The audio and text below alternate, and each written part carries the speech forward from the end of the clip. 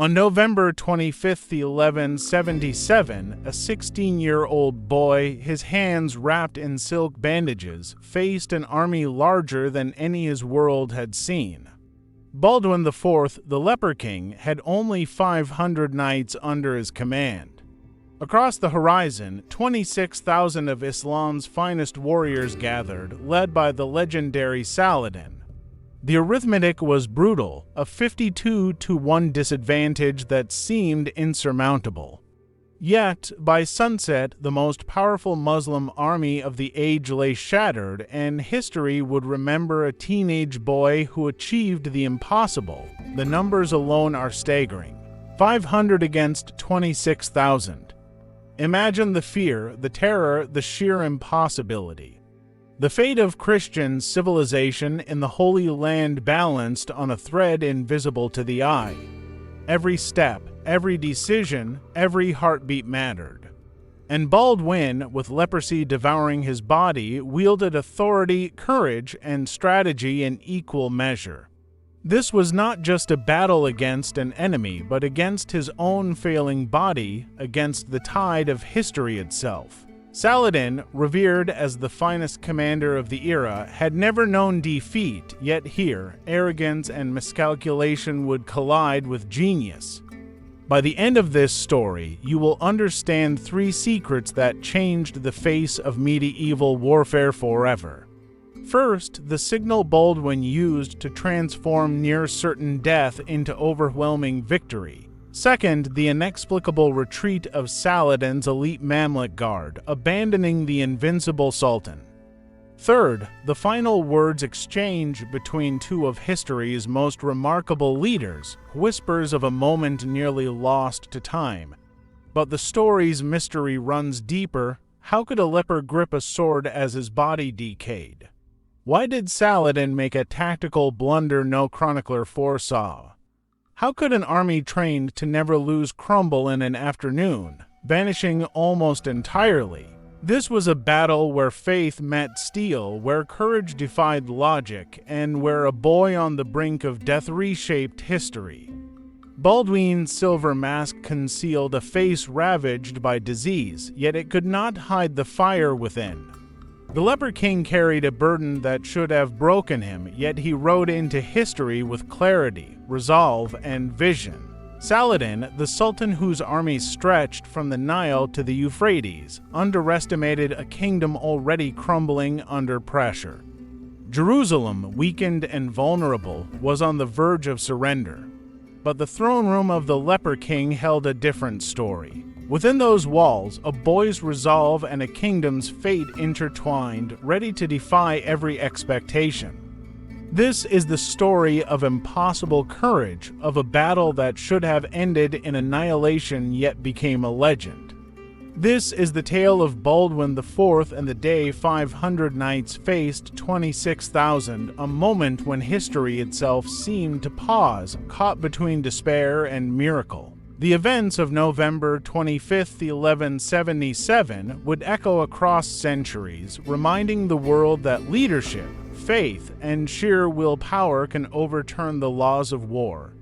This is the story of the Leper King who refused to die, the boy who stood against an empire, and the battle that proved that even the smallest force can leave an indelible mark on history. The year 1177 marked the darkest hour for the Crusader kingdom of Jerusalem.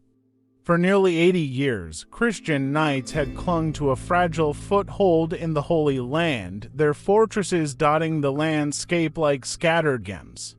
But the Islamic world was uniting under a single leader, a commander whose name alone sent shivers through the hearts of the faithful, Saladin. Egypt and Syria answered his call, his army disciplined, well-equipped, and bound by faith. Every fortress of the Crusaders seemed vulnerable. Jerusalem itself, the jewel of Christendom, teetered on the edge of collapse. The fortifications remained strong, but inside, desperation brewed. Intelligence reports spoke of a massive army approaching, 26,000 mounted warriors with Mamluk cavalry at their core, elite soldiers trained from childhood in the arts of war. Their destination was obvious: Jerusalem. Within the city, panic whispered in the corridors. Nobles prepared secret evacuations. Treaties were quietly negotiated. Ships waited in the harbor. The consensus among the elite was grim. The kingdom might last weeks, perhaps months, but Baldwin IV refused to bow to despair. Crowned at 13, he had carried the curse of leprosy from his youth, a disease the medieval mind believed divine punishment. By 16, his hands were bandaged, his legs weak, his body failing. Yet his mind remained sharp, his spirit unbroken. He would not hide behind walls. His advisors begged him to flee, to preserve his life. But Baldwin saw something they could not: the power of faith, morale, and decisive action. The Leper King knew that a passive stance would guarantee defeat. He chose action. The numbers were staggering. 500 knights, 80 of them Templars, and a mere 3,000 infantry faced an army 52 times larger. Every chronicler of the age recognized the absurdity. Yet Baldwin's strategy relied not on raw numbers, but on timing, terrain, and the belief that his men could embody divine will. Saladin's reputation preceded him. 40 years old, experienced, brilliant, he had never known defeat. His army's size and discipline made them nearly invincible. Scouts reported Jerusalem's walls barely manned. Confidence coursed through the Muslim camp, every commander expecting a simple victory.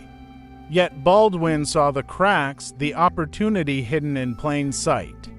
Saladin, assuming the Crusaders would remain behind their fortifications, spread his forces to forage, to relax, to plan the conquest. The geography, the slight ravines and ridges, Baldwin recognized as crucial. Here, he could manipulate movement, create choke points, and turn overwhelming numbers into a liability. The march that followed was insane: 45 miles in 36 hours over difficult terrain, with Baldwin often carried in a litter due to agony. Every knight understood the stakes. Each horse, each rider, each breath taken mattered. Exhaustion, disease, fear, and hope collided. By the dawn of November 25th, Baldwin's men had arrived, unseen, ready to strike the overconfident enemy. The stage was set. History was about to witness an improbable reversal, a moment when a boy king's will and ingenuity would challenge the greatest army of the age. The Leper King, the so-called cursed boy, now prepared to face a world that had counted him out. Against him stood an empire. Beside him stood men who believed, without question, that God would fight alongside them. The march toward the battlefield began under a veil of mist. Baldwin IV, fragile and bandaged, rode in a litter carried by Templar knights, his body racked with pain, yet his mind focused with clarity unmatched by men thrice his age. The journey covered 45 miles in 36 hours, an extraordinary feat for healthy warriors, let alone for a king whose body was failing. Each step, each hoofbeat, was a testament to determination. Exhaustion weighed on the men and animals alike. The infantry struggled, their feet blistered and blooded, yet their spirits held. The horses, foaming at the mouth, labored, but the king's presence inspired them. Baldwin's strategy relied not merely on brute force, but on timing and positioning. The terrain, seemingly open, held subtle ravines, natural funnels that would turn flight into annihilation. Saladin's scouts reported the approaching force, but underestimated its size and pace. Overconfidence pervaded the Muslim camp. Foraging parties had scattered, lines were relaxed, and the Sultan assumed the Crusaders would remain behind the walls. Baldwin knew that surprise was their greatest weapon. His knights, including the elite Templars, understood their role: strike fast, strike hard, and exploit every weakness. Communication along the column relied on runners and signals, every message crucial. Baldwin himself gave commands despite his infirmity, adjusting movements, anticipating Saladin's deployment. The infantry, often overlooked in medieval accounts, were critical. Hidden in depressions and behind ridges, they waited to appear at the precise moment to deliver shock to the enemy's flanks. The psychological strain on the soldiers cannot be overstated. They marched with the knowledge that each minute could be their last, yet morale remained remarkably high. Baldwin's silver mask, reflecting the morning sun, became a symbol of courage. His knights drew inspiration, seeing their king's determination overpowering his physical decay. The march was more than a physical feat, it was psychological warfare. By the time they reached Montgisad, the enemy's camp was unprepared. Dust clouds from the advancing Crusaders alerted Saladin's forces, but disbelief slowed response. Baldwin had transformed an exhausting, painful march into the prelude of a decisive strike. He had turned disadvantage into opportunity. When the Crusaders crested the ridge, the battlefield appeared chaotic to Saladin's eyes. Scattered forces, unformed lines, and looming threat. Baldwin's men, though few, were disciplined, fanatical, and unafraid of death. Every footstep, every breath, every heartbeat built toward a crescendo that would shock the medieval world. The march was history in motion, a fusion of courage, strategy, and divine belief. By midday, Baldwin's force was poised to strike, the smallest army against the mightiest. Every second counted. In those moments, the fate of kingdoms, the legacy of kings, and the definition of military genius hung in balance. The Leper King had turned weakness into power and fatigue into inevitability. Montgisad would witness not just a battle, but a miracle. As the morning sun rose, the battlefield revealed itself in all its deceptive simplicity. Rolling hills and subtle ravines, unremarkable to the casual eye, held the key to Baldwin's strategy. From the distant ridges, Saladin's scouts observed the advancing Crusaders but misjudged their strength and pace. Dust clouds marked their approach, but Saladin, overconfident, assumed they were a mere skirmish or scouting party. His camp, spread over 3 miles, had scattered for foraging and reconnaissance, leaving critical gaps. Baldwin's force, though exhausted, was meticulously organized. The Templars formed a spearhead, 80 men at the point, disciplined, fanatical, and unwavering. Behind them, 400 secular knights awaited the signal to advance. Hidden infantry occupied depressions and ravines, ready to strike the flanks. Every step of the Crusaders exploited terrain Saladin had ignored. His vast army, 26,000 strong, was numerically dominant but overextended. Supplies, gold, horses, and banners stretched for miles, making rapid repositioning impossible. Yet nothing in Saladin's calculations prepared him for what came next. Baldwin, strapped to his horse in agony, raised his hand in a silent signal at precisely to PM, the sign the knights had been awaiting. The Templars dropped into full charge, lances lowered, eyes fixed, hearts steeled. The very ground seemed to quake beneath the stampede of 500 determined horsemen. Saladin, observing from his elevated command, froze. The elite Mamluks, seasoned veterans who had faced Mongol cavalry and Byzantine cataphracts without faltering, hesitated. The momentum of the Crusaders' charge was unstoppable, fueled not by strength alone but by belief. Horses galloped with supernatural vigor, warriors shouted prayers, the Templar banner streaming like a thundercloud across the field. Baldwin's diseased hands gripped the reins and sword, defying his body's decay. The shock of movement rippled across Saladin's lines. Forming coherent defenses took time, precious seconds lost. The ravines that Baldwin had studied turned the field into a maze of death for those attempting retreat. Arrows fell, horses fell, yet the charge continued unbroken. Christian and Muslim chroniclers alike marveled at the audacity. The Templar wedge struck first, piercing the half-formed center. Behind them, Baldwin's knights drove relentlessly, exploiting gaps and confusion. Panic spread as the Muslim cavalry faltered, a ripple becoming a wave. The battlefield itself became an instrument of victory, each ravine and hill amplifying the psychological terror. Saladin, aghast, witnessed his elite forces crumble. The impossible was happening. 500 knights were overwhelming an army 50 times their size. The initial clash set the stage for annihilation, the kind of military reversal that would echo through history. Montgisad, previously a quiet stretch of Levantan land, transformed into a theater of chaos, courage, and divine fortune, where numbers alone no longer dictated destiny. Baldwin's genius lay not just in bravery, but in understanding psychology, terrain, and timing.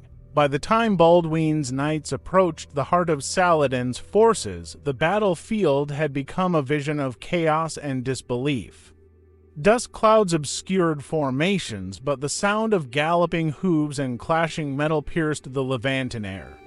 The Templars, 80 men at the spearhead, moved like an unbreakable wedge, driving into Saladin's center. Behind them, the remainder of Baldwin's 500 knights surged forward, exploiting every breach, every hesitation. Their charge was not mere strategy, it was a psychological weapon, a manifestation of absolute faith and courage. The Mamluk elite, trained to withstand horrors of war, faltered as the wedge penetrated, unable to process the audacity of the attack. Baldwin's silver mask glinted in the sun, a symbol of leadership and defiance. Though confined to a litter during the march, he now commanded from the front, his diseased body straining against the saddle, yet his mind and voice precise, issuing commands, inspiring devotion. The Crusaders' momentum was unstoppable. Horses, exhausted beyond reason, thundered forward, driven by instinct and the presence of a king whose courage defied logic. Panic spread among Saladin's forces like wildfire. Cavalry, previously invincible, hesitated, then broke. The psychological effect was compounded as Baldwin's hidden infantry emerged from dead ground, striking the flanks and rear, amplifying terror. Soldiers who had trained for decades against every known enemy saw themselves encircled by a force they believed inferior. The Templars pressed relentlessly, their black and white banners streaming above the chaos. Every strike, every lance, shattered morale. Baldwin's personal courage raising his sword despite his failing hands became a catalyst. The Mamluks' elite ranks began to buckle, confusion rippling through the center. Horses sensed fear, compounding panic, while knights pressed the attack with relentless precision. Within minutes, Saladin's army transitioned from confident invaders to a disorganized, retreating mass. Ravines and ridges, carefully chosen by Baldwin, transformed the battlefield into a series of natural traps funneling fleeing soldiers into annihilation. The charge, though brief in time, reshaped the entire engagement. Saladin's command structure struggled to adapt. Orders were shouted, signals attempted, yet the coordination of a vast army could not withstand the shock of disciplined, fanatical opposition exploiting terrain.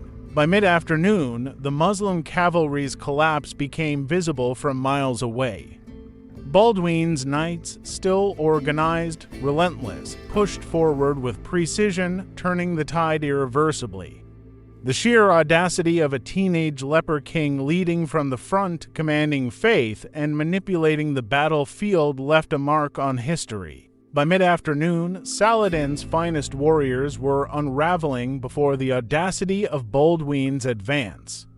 The elite Mamluk cavalry, seasoned in decades of battle and feared across the Muslim world, faced an unimaginable shock. 500 knights, led by a visibly diseased king, driving unrelentingly toward them. At first, hesitation rippled through the ranks. A single moment of doubt became contagion. Soldiers who had never known fear found themselves confronted by something beyond experience, fanaticism combined with tactical mastery. Baldwin's command was precise. The Templar spearhead pierced the center, the secular knights followed, and hidden infantry struck at flanks. The psychological terror compounded, and panic spread. Horses sensed it, refusing to charge, rearing and bolting. Riders who had conquered armies before now wavered. Saladin's orders were delayed, misinterpreted, impossible to implement across scattered formations. Ravines and subtle hills channeled retreating forces into natural traps. What should have been an orderly withdrawal devolved into chaos. Soldiers fell on one another, trampled in mass panic, weapons abandoned, banners falling to mud and blood. Baldwin, strapped to his saddle, led relentlessly. His diseased hands gripping the reins, sword raised despite agony, embodied the divine authority his knights followed without hesitation. The Mamluks' legendary discipline broke first in small pockets, then became systemic. Even units trained to fight in isolation collapsed when neighboring comrades fled. Saladin watched, aghast, as the very foundation of his army disintegrated. Elite commanders, some of whom had survived campaigns against the Mongols, lost cohesion. Attempts to rally faltered against the cascading momentum of the Crusader assault. The battlefield became a theater of disbelief, 26,000 warriors reduced to chaos by 500 determined men, exploiting faith, terrain, and timing. Baldwin's genius was revealed not just in audacity, but in anticipation of human psychology. Panic became a weapon, magnified by the natural features of Montgisad. By late afternoon, Saladin's army was scattered, his strategic intent annihilated. The once feared Mamluks, whose very name inspired terror, fled in disarray. Cavalry, infantry, even personal guards abandoned their posts. Montgisad witnessed a collapse unprecedented in medieval warfare. The boy king's vision had turned superior numbers into vulnerability, and divine favor, whether real or perceived, cemented the psychological victory. By combining faith, terrain, timing, and personal courage, Baldwin IV accomplished the impossible. He shattered an elite force whose reputation alone could have dominated any battlefield. As Saladin's army faltered, Baldwin exploited terrain with devastating precision. The ravines that had seemed minor undulations now became execution grounds.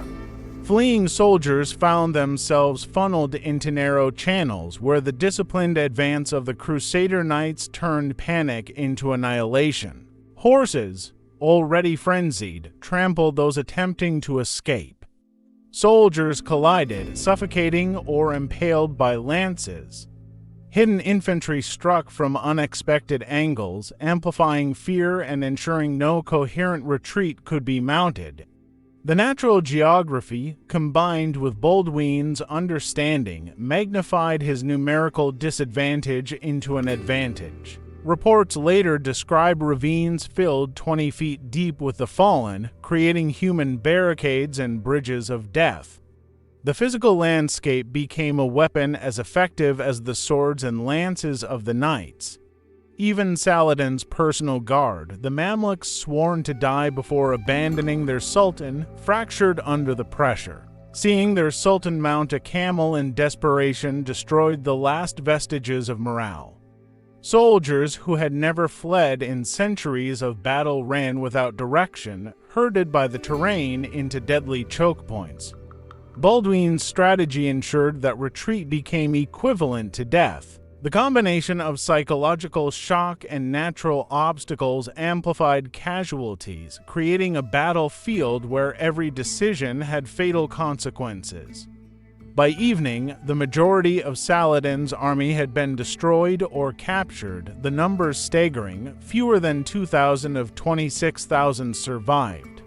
The Crusaders, though exhausted, maintained formation and momentum, their discipline unbroken. Baldwin's genius lay not only in bravery, but in understanding the lethal intersection of terrain, timing, and psychology. Ravines that seemed insignificant became symbols of strategic foresight. Medieval chroniclers on both sides acknowledged the unprecedented nature of the slaughter, describing it as divine punishment, a manifestation of heaven's favor. Montgisad's hills and ravines, unremarkable to ordinary generals, became instruments of tactical supremacy. The human cost was unimaginable, yet necessary to halt an army whose numerical superiority threatened old Christian strongholds in the Holy Land.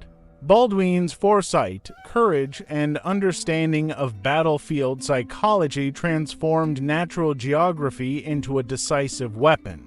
The death trap of the ravines became the defining moment of Montgisad, demonstrating that intelligence, courage, and faith could turn even the most impossible situation into victory. Saladin's defeat, catastrophic in scale, left lasting reverberations across the Islamic world. The battlefield, littered with corpses and weapons, stood as a testament to what disciplined, determined forces could achieve against overwhelming odds when terrain and psychology were exploited masterfully. Baldwin's tactics ensured not only survival but annihilation of a superior enemy, reshaping the strategic balance in the Levant for years. The collapse of Saladin's army did not end with the breaking of formations. Baldwin recognized that hesitation would allow the remnants to regroup, so he ordered an immediate pursuit. Exhausted knights, their bodies pushed to the brink, surged forward with a relentless ferocity that would haunt the Muslim world for generations. Horses that should have faltered pressed on, inspired by the unyielding will of their riders. Dust rose in clouds, blending with cries of desperation and the clash of steel as fleeing soldiers collided with pursuing crusaders. Every attempted rally by Mamluks or infantry was crushed instantly. There was no room for escape. Baldwin's strategic acumen was evident. His pursuit was not random but systematically executed, targeting high-value enemy units, cavalry leaders, and the Sultan's personal guard. Soldiers who had witnessed decades of campaigns, who had fought in sieges and open plains across the Middle East, now found themselves overrun by 500 men in a manner that defied all logic. The sound of hooves, the thunder of armor, the screams of dying men created a psychological storm that was nearly as deadly as the lances themselves. In these moments, Baldwin's presence, visible despite the silver mask and bandaged hands, inspired his knights to acts of extraordinary bravery. Even individual axe Templars breaking through groups of hundreds tipped the balance, spreading panic exponentially. The physical geography again played a critical role, guiding the retreating forces into natural choke points and ensuring no effective counterattack could emerge. By mid-afternoon, the Muslim army was essentially annihilated. Horses trampled the fallen, creating slippery surfaces that amplified chaos. Those who had survived initial charges were caught in subsequent waves of knights and infantry, ensuring a near-total slaughter. Saladin's elite forces, trained for decades, were scattered beyond recall. By the end of the pursuit, Muslim chroniclers recorded devastation unmatched in memory, over 20,000 dead, surviving remnants fleeing in terror, and every banner, weapon, and treasure of the army captured. Baldwin's knights, physically exhausted and blood-soaked, had achieved what seemed impossible, turning a hopeless defense into a psychological, tactical, and moral victory that would reverberate across the region for decades. The pursuit completed the annihilation. Montgisad was no longer merely a battlefield, but a testament to the lethal combination of courage, timing, terrain, and faith. As the sun dipped below the horizon, the scale of Baldwin IV's victory became terrifyingly clear. The battlefield, strewn with corpses and broken equipment, told a story that numbers alone could not capture. The surviving Crusaders, though exhausted beyond endurance, moved methodically to secure spoils and tend to the wounded. Saladin's war chest, laden with gold, supplies, and equipment meant to fund years of campaigns, was now in the hands of a kingdom that seemed on the brink of collapse just hours earlier. Every fortress could now be rearmed, every Christian garrison could be reinforced. Beyond material gain, the psychological effect of this victory was monumental. Jerusalem's defenders, previously trembling at the thought of Saladin's approach, were reinvigorated with hope and faith. Baldwin, though physically broken by his disease and the exertion of battle, rode among his men, offering guidance, encouragement, and religious blessing.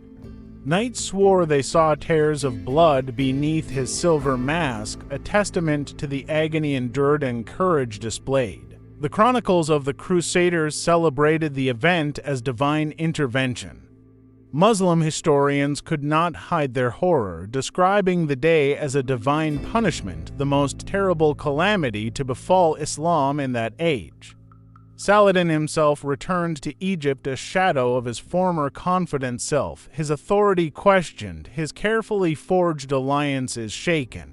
Over the next decade, he would rebuild his forces, but Montgisad had demonstrated that sheer numbers were not sufficient against faith, intelligence, and audacity. Baldwin's victory also ensured a temporary reprieve for the Crusader states, granting them a decade of survival that might otherwise have been impossible. The Leper King, a boy whose body had betrayed him, had orchestrated one of history's most improbable victories, creating a legend that would endure across centuries. Montgisad became a symbol, not merely of military brilliance, but of leadership, courage, and the extraordinary capacity of a determined few to reshape history against overwhelming odds. Even as Baldwin's health declined, the victory's impact resonated across both Christian and Muslim worlds. It secured his place as one of the most remarkable military minds of the medieval era. The triumph at Montgisad was extraordinary, but Baldwin's personal cost was catastrophic. The Leper King, already ravaged by disease, had pushed his body beyond human endurance. Each victory demanded new exertions, each campaign a battle against mortality itself. The glory of November 25, 1177 became a bittersweet testament to both courage and fragility. Baldwin's subsequent years were marked by continued vigilance as the Crusader states remained perpetually threatened by Saladin's rebuilt forces. Yet Montgisad had proven that leadership, morale, and audacity could offset sheer numerical superiority. Medieval chroniclers emphasize not only Baldwin's tactical genius but his ability to inspire absolute devotion among his knights. The Templars, secular knights, and infantry under his command executed maneuvers far beyond what ordinary armies could accomplish, trusting implicitly in their leader's judgment. Even as the boy king's body deteriorated, his mind remained sharp, his strategic calculations precise. His death in 1185, at age 24, ended an era in which one individual's courage temporarily reversed the tide of history. Saladin's later reconquest of Jerusalem, only 2 years after Baldwin's death, underscored the fragile nature of human achievement. Victory, even when miraculous, is impermanent. Its endurance relies on leadership, foresight, and continuity. Baldwin's life and triumph at Montgisad remain a study in contrasts, miraculous success achieved by a body condemned to failure, intellect overcoming brute force, faith guiding action beyond human expectation. His legacy is preserved not only in chronicled victories, but in the enduring lesson that extraordinary leadership can alter destiny, even if only for a brief, shining moment in time. Montgisad stands as one of the most extraordinary battles in the annals of human warfare. The statistical improbability 500 knights defeating 26,000 remains a benchmark for military historians studying the psychology of combat, the use of terrain, and the application of audacious strategy. Beyond numbers, the battle embodies timeless questions about leadership, courage, and faith.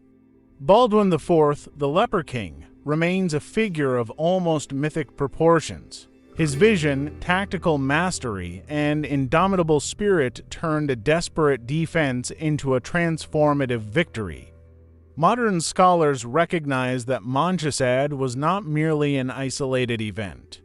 It altered the trajectory of the Crusader states, bought time for a precarious kingdom, and showcased the interplay between human will and divine belief in medieval warfare. Psychological warfare, morale, and leadership proved as lethal as any weapon. The battle's lessons resonate even today, reminding us that numbers alone do not guarantee victory. Faith, audacity, and insight can overturn apparent inevitabilities. Montgisad also emphasizes the fragility of victory. While Baldwin achieved the impossible, the impermanence of human life and the eventual resurgence of Saladin remind us that history is fluid, shaped by both fleeting courage and long-term strategy. In reflecting on Montgisad, we witness a rare convergence of human will, environmental mastery, and historical circumstance. Baldwin IV's triumph serves as a symbol for all who confront impossible odds, a testament to what courage, intelligence, and unyielding determination can achieve. The battle endures in memory, literature, and scholarship as the ultimate example of a last stand transformed into a decisive victory. In the end, Montgisad is more than a medieval battlefield. It is a story of human potential, of leadership against the impossible, and of a boy king whose bandaged hands held back the tide of history itself.